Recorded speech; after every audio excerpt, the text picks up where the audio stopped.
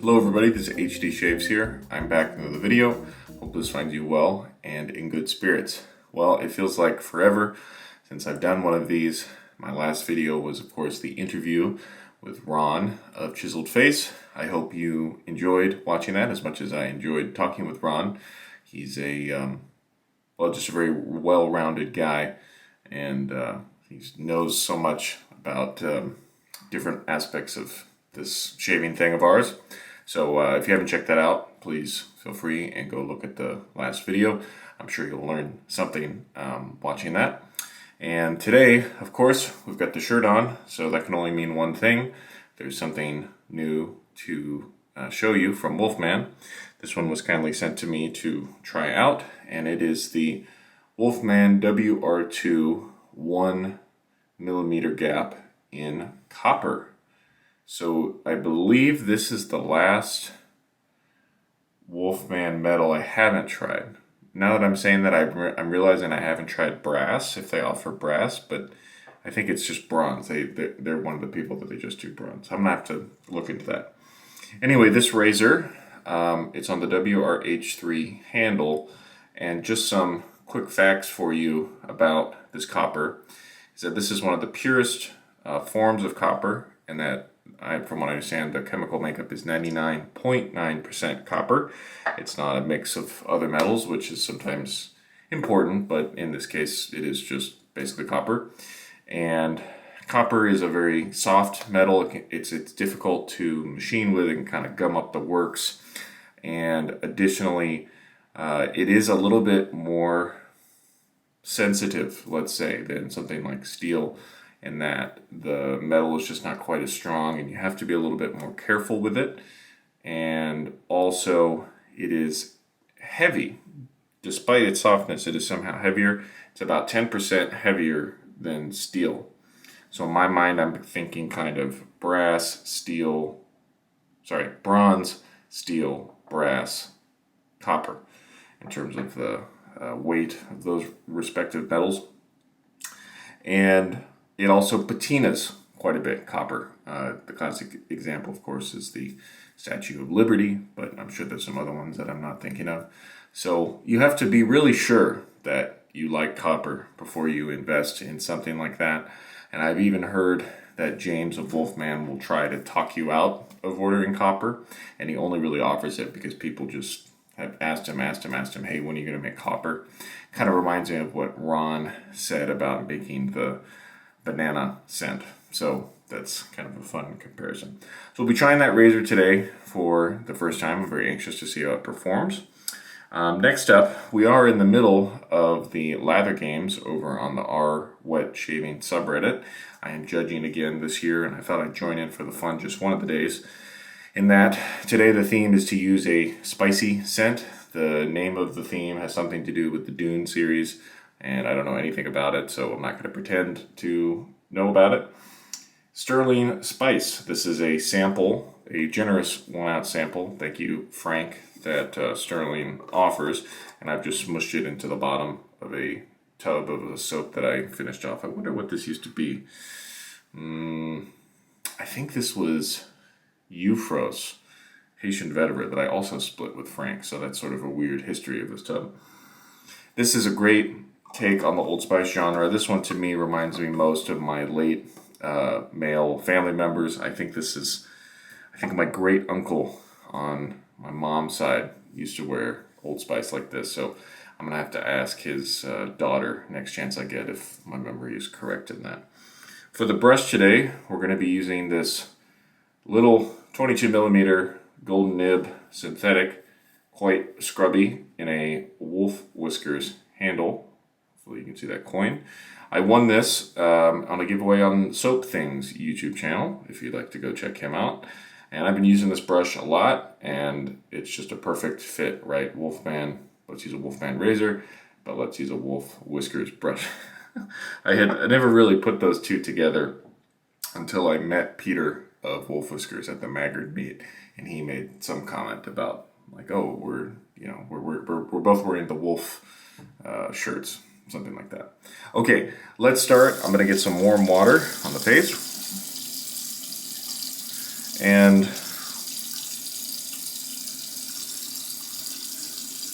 hope everybody had a good, safe 4th of July. Usually when people say have a safe holiday these days in the US, I think about the kind of tragic things that can happen when people say safe, but I'm trying to put a more positive spin, like just be safe, be cautious, be mindful, words like that. That's been a little bit helpful for me. So I just got the brush wet through. Let's see, probably don't need much of the soap. Let's try it for maybe 15 seconds. It kind of felt like one long weekend to me. I hate it when these holidays are at Monday or Tuesday, and then it's like everybody's kind of half working, but not totally working. And I worked a little bit on Monday, but then I didn't work Tuesday, and it just kind of felt like a weird wash. I think the deal I made with myself is next time the 4th is on Tuesday, I'm just going to take Monday and Tuesday off from work. My job is one where we do take off the actual 4th, but everybody else was mostly working on the 3rd, but I don't know, it was kind of silly. So, as I suspected, did not need much loading time off of this soap sample. Again, those Stirling soap samples are great value. They give you an entire ounce of soap, so you can really be sure if you like it or dislike it. I definitely like this one, but I just don't see myself getting a whole tub of soap anytime soon. And so this 1 ounce deal is great. And again, thanks to Frank who gifted this to me. I'm still doing my gentlemanly restraint until year's end. That's been going pretty well. Gruyere, as some call it, or Gruyere if you're into cheese. It's such a silly word, such a silly phrase, but yeah, I've only got 5 more months of this, 6 more months of this, and there's some straight razors I think I want to buy once I'm off of this freeze, and mostly straight razors, honestly. I don't, as I suspected, that's kind of the last item that I could really get into besides brushes and artist club razors and single edge razors and things like that. So I'm going to keep face lathering it and I'll bring it back in when I'm about to start my first pass with the Wolfman WR2 Copper.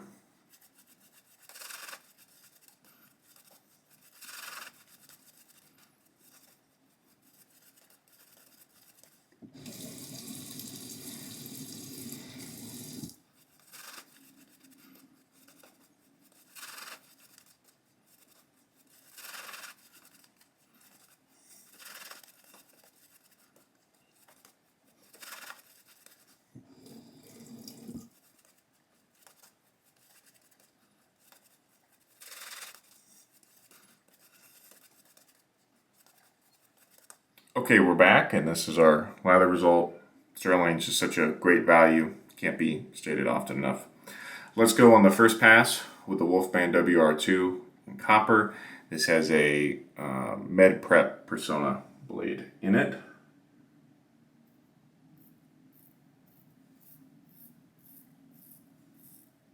I've never tried this particular gap either. The 1mm 1.00.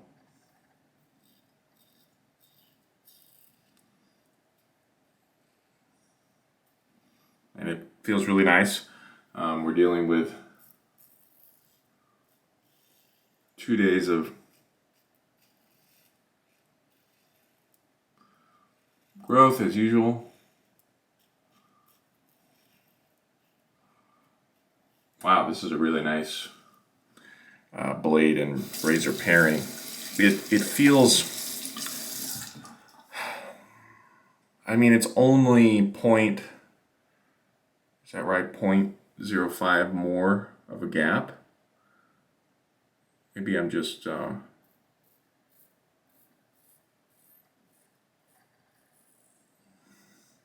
dreaming, but it feels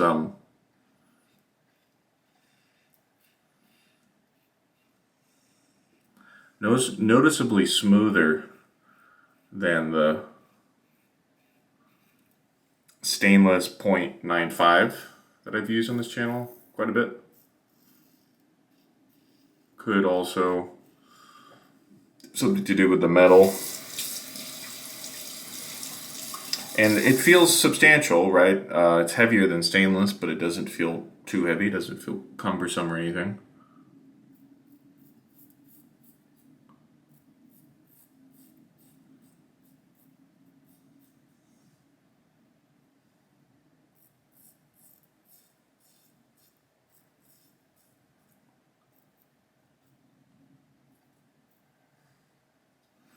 Very easy to find the shaving angle. I'd kind of forgotten where it was, but just about like that. You don't have to tilt it up too much.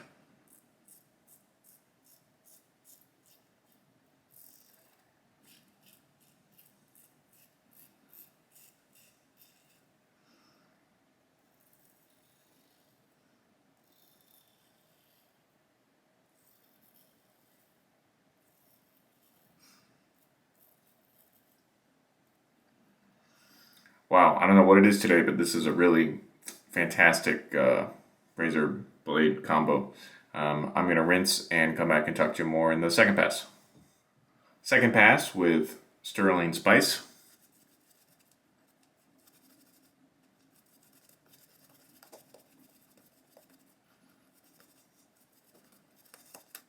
Second pass across the grain mostly. It'll be interesting to see how this razor patinas. Something to keep in mind with all of these metals that patina significantly, brass, bronze, copper, is that you can always polish them back up.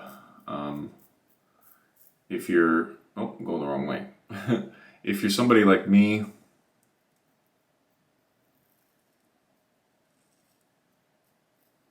and you don't like polishing, then it feels like a little bit more of a, burden to have to polish this back up. So you might want to go with something that doesn't patina quite as much. And I'll say that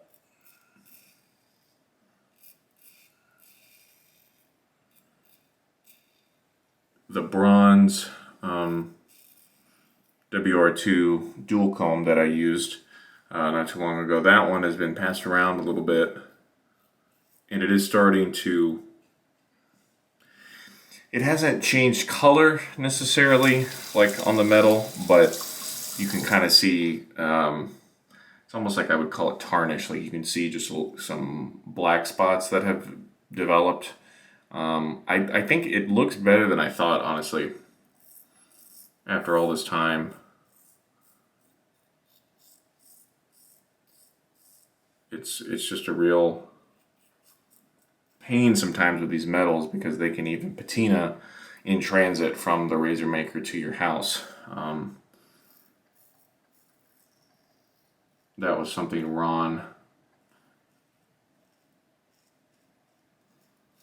of Chiseled Face was talking about with the brass razors, is that he has to spend so much time making sure that they're polished before he sends them out to someone who buys one.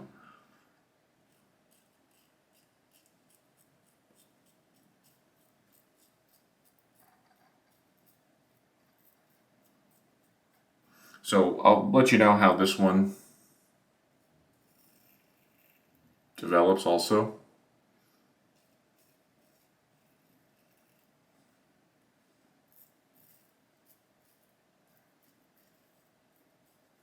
Awesome. Easy second pass, let's rinse, and I'll come back for my final third pass. Third pass, Stirling Spice.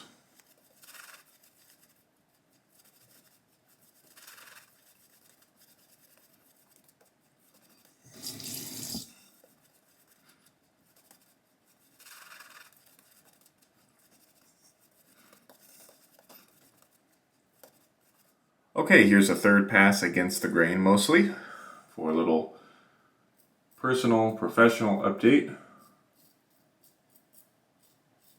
I am firmly into what I affectionately call my busy season. Truthfully, most people that have desk jobs, or what I just call real jobs, they're probably working more hours than I am on any given week, but something I've been talking with friends about this week is it's often, I take it for granted all of the extra things that I have to do to make some of my performances happen. I'll give you an example of we worked a wedding a few weeks ago, and weddings and one-off events are always more difficult because it's possible that you will never work at that venue ever again. So there's a lot of learning you have to do, but then you can't roll it over into the next time you work there because you may not. And the couple had requested we play this Maynard Ferguson arrangement. I have no idea why. We couldn't figure out if they had some family connection to Maynard or what it was. The jazz big band leader. And none of us had ever heard this song either. It wasn't like one of his popular arrangements.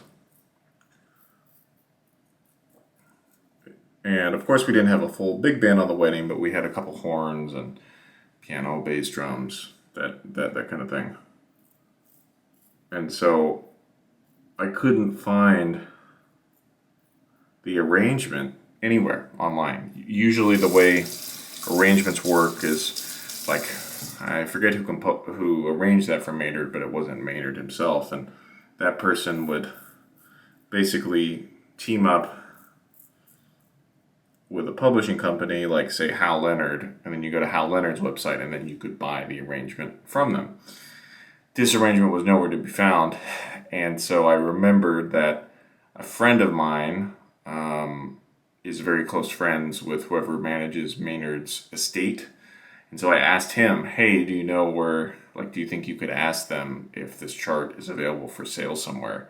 And I was very fortunate that we were able to get it, but it's only because I had to literally contact the estate of this now dead big band leader. So that was definitely a first. And that's just the nature of our business, is that no, we don't work all the time like an office job, but we have these unique problems that we have to solve, and that's the kind of stuff I deal with.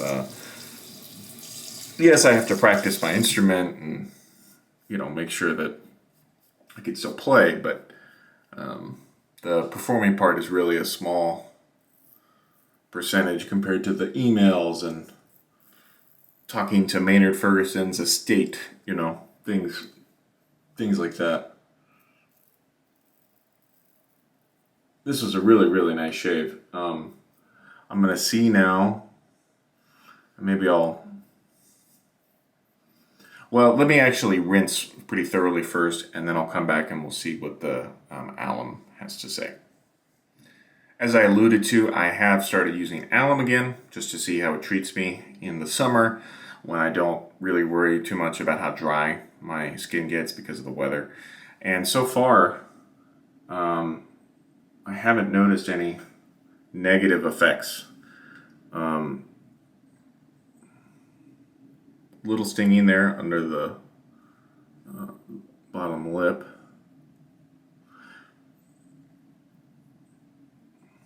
Really smooth shave otherwise. Like I said, I haven't noticed any negative effects. I'm not sure I've seen positive effects, but it's still too early to tell. So I let this sit on my face for maybe 30 seconds. I'll rinse out like my brush while I do this.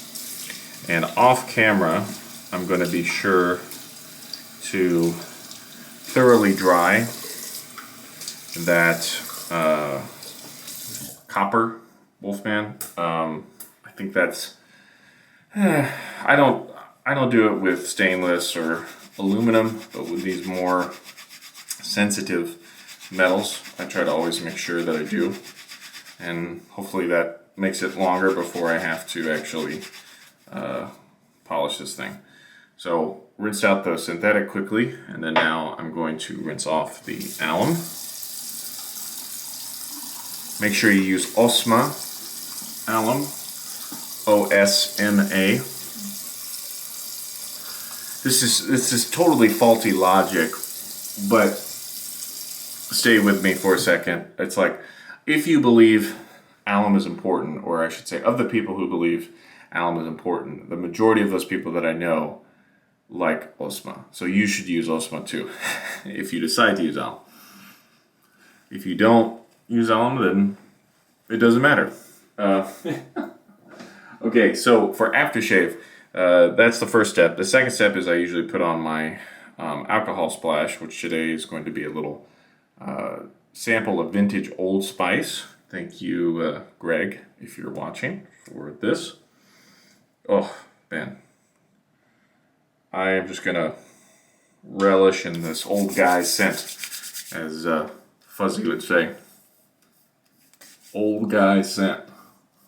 Somehow old guy sounds better. You can actually hear how like squeaky clean the skin is after the alum. But yeah, old guy sounds better somehow than old man. So I try to use old guy. And finally, I'm slowly but surely, I mean, that's how much left we have of this, wrong way, of the unscented toner. I'm going to be so thrilled to finish this thing. I've had it for years. It's only 2 ounces to begin with, and I've been hitting the bottle hard, and it just doesn't matter. This thing will not go away. Okay, great. That's going to do it for us today. Let's do a quick final recap. We used some Osma Alum, Vintage Old Spice, Chatillon Luxe Unscented Toner, the copper WR2 1mm gap. Extremely pleased with that. I can see a little patina forming right here. I don't know if camera will be able to catch that, but maybe it'll look better after I dry it off and polish it with a cloth later.